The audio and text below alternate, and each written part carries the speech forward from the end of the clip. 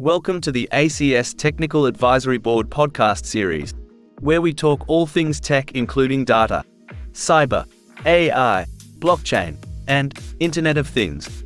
Meet your host, Dr. David Cook, Vice President of the Australian Computer Society's Technical Boards. David is a technology advocate dedicated to advances and progression of computing and human-computer interaction. In today's episode, David will be talking with ACS IoT Committee Member Matt Schultz. Join us as we discuss the challenges in connectivity for IoT devices, the government's role in smart cities, and the management of urban data in a connected world.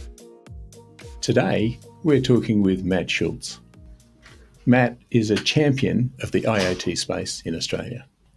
He is a driving force in terms of IoT and connectivity, and he's a member of the Standards Australia IT I42 IoT Standards Development Committee. Matt, welcome to the podcast. Thank you, David. Let's talk about connectivity. So I wonder if you can tell us about the challenges in that space. We hear about 3G dropping off. We've got 4G, 5G, 6G coming on. We've got NB-IoT. We've got low Earth orbiting satellites. We've got Starlink. How do you make sense of it all? Where's it going? Yeah, well, it's an exciting area. It's an area where there's fit-for-purpose type of connectivities for different types of applications. So let's start with, the mobile networks. You just mentioned 3G being switched off. The three mobile network operators are doing that in this next sort of 12, 18 months. And you'll find that, 4G, 5G investment will continue. 5G is not rolling out at that granular street level with the small cells like we thought it may have. So what's happening is that the industry is trying to look at how can we best monetize the investments in the network, and how does that equate to more revenue. It's a bit of a challenge because people want more connectivity for less and less each year, definitely at the consumer level and certainly at the business level as well. In terms of the other connectivities that you mentioned, NB-IoT, that's IoT type of connectivity, so for sensors and things, but that's actually through the cellular networks. There's coverage there that's readily available. What is the issue with that is those SIM cards need to be installed in sensors and they tend to suck a bit more battery. So it doesn't lend itself well to all types of IoT deployments, having that sort of more hungrier sort of connectivity requirement. So then you move into your LoRaWAN type networks, which is your low powered, low bandwidth type networks. LoRaWAN deployments are happening across Australia. And they are certainly, again, fit for purpose and fulfill their part of the puzzle. In, low Earth orbit satellites, the LeoSats, the Starlinks are one, and there are others that will come into play. They're serving a purpose too, because they are starting to fill that rural, regional type of divide that we've had in the past, especially with the lack of mobile networks in rural and regional areas. So the way I look at all of these connectivity technologies is that in a country like Australia, where we have a really, really high land mass, but really low population, low density in population, it's not one connectivity to rule them all, one type of technology. It has to be a combination of all these different types of technologies. So it's an exciting, area. We'll see more improvement over time, over the next 5-10 years. We're talking about 6G now. What is 6G going to be? My take on it is that it's going to be, focus on ubiquity, a focus on how do we make the network smarter, so how do we focus and fuse more artificial intelligence technology into that. Do we need to bring the network even closer to the user to really get that really high bandwidth? So not only do we have small cells popping up on street lights and things like that, do we need to bring that even closer to people? And what does that mean and look like in the Australian environment? So it's all interesting, and we keeping a watch on this area very closely. But in particular, what are the real end user benefits, and how can that be applied in the different contexts of Australia, the urban environment, and then also your rural and regional environment as well? There are a few voices around Australia who are saying that we're not doing enough quick enough in terms of the IoT space. If you were talking to government, what would you be asking? What role do you think governments need to play in terms of helping us to accelerate the development of IoT infrastructure? Government can play a great role, mainly through enablement. It's not necessarily the role of government to, create some sort of, private sector type entity, and necessarily to, create this things that private sector could. But in terms of how we can accelerate IoT, the concept of having some sort of open platform, some sort of platform where smart city sensors, as one example, could be deployed at scale, with uniformity, with adherence to common standards, with the support of the three levels of government, but done at scale. Because the issue that we have in Australia is basically we have fragmentation of jurisdiction. We have state government departments across Australia. We have the federal government. We have 550 odd local governments across Australia.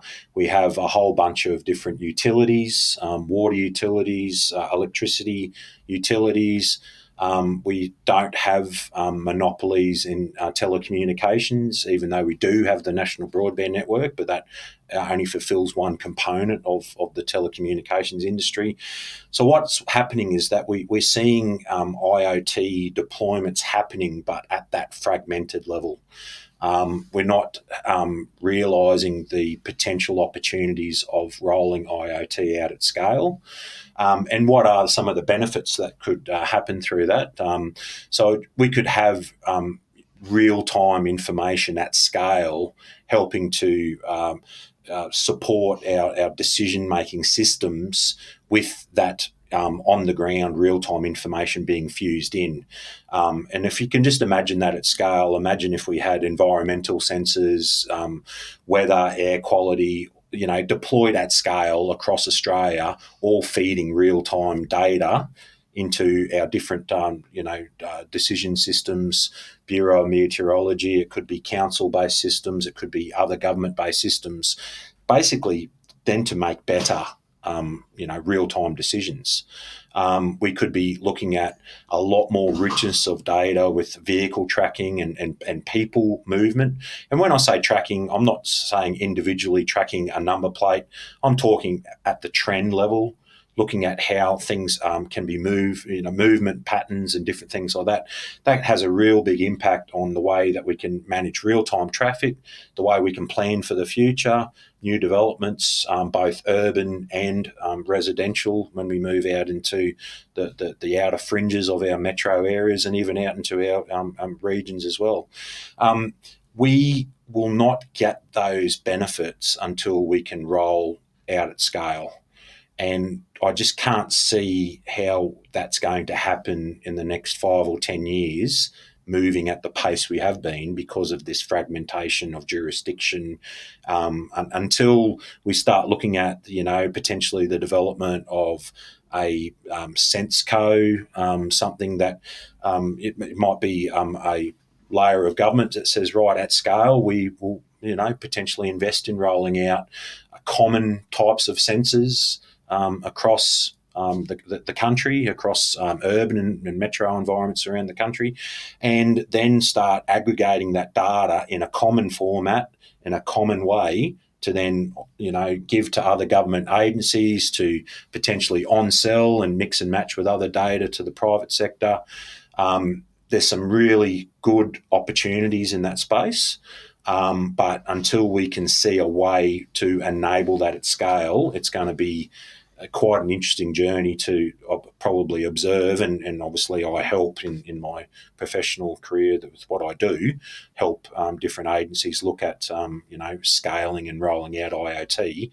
But very much we're doing it at a really small scale at the moment. So every now and then we get to hear about an applied version of IoTs that sounds great with promise and has the possibility of scale. Tell us a bit about smart poles.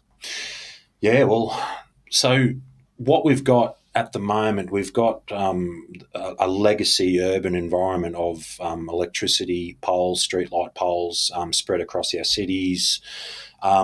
There's been a move to a newer type of technology, which is basically what's called smart poles in the industry, but they're basically multi-function poles. They're poles that look aesthetically pleasing and much nicer than the poles that we've got, with boxes and different things that might be attached to the side. But what we're seeing is that we have the ability to house or within the confines of the pole all these different types of potential technologies. So smart connected LED lighting is one. Having the ability to house CCTV cameras in areas that require that for public safety is another area where you can actually house that within the confines of the pole, and it keeps it nice and clean aesthetically. The mobile network operators are looking at areas predominantly in the capital cities at the moment, but it should spread over time to house 5G small cells, so little radio and antenna units that you can actually again house within the pole to augment the 5G signal to get that really high 5G bandwidth closer to businesses and residents and houses and things like that. We're even looking at things like EV charging for e-scooters and e-bikes, having the ability to have a charging unit housed within these poles as well. Importantly, though, from an IoT aspect, you can house a bunch of these types of sensors within these poles. So sensors, again, for environmental monitoring, for weather condition and air quality monitoring, for movement trend analysis and moving that, collecting that data. There's a real opportunity, again, to potentially do that at scale. Because what it does is that it allows a really aesthetically pleasing outcome, not all these ugly boxes and cables hanging on the sides of old streetlight poles and electricity poles. In certain areas, it can be a really good outcome. For example, there's innovation precincts that are being developed around Australia that are looking to, invest in these smart poles. And it could very well be something where if you're creating a new precinct, you're basically, getting rid of old infrastructure and replacing it with new types of infrastructure. It's certainly something to look at for enablement of a whole bunch of things, but including IoT. So we have a challenge in terms of managing IoT data, particularly at the urban level, urban data, right? What can you tell us about DataCo?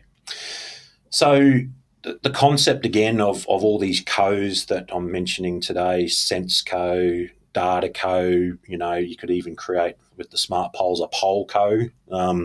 But what that is a uniform approach to managing the particular enablement piece that we're talking about. So again, the concept of if you invested in a really large scale network of sensors, and it was done in a common platform, a common method, and a common model, the reason why you're investing in those sensors is you're collecting that real-time data, and that is the reason why you're doing it.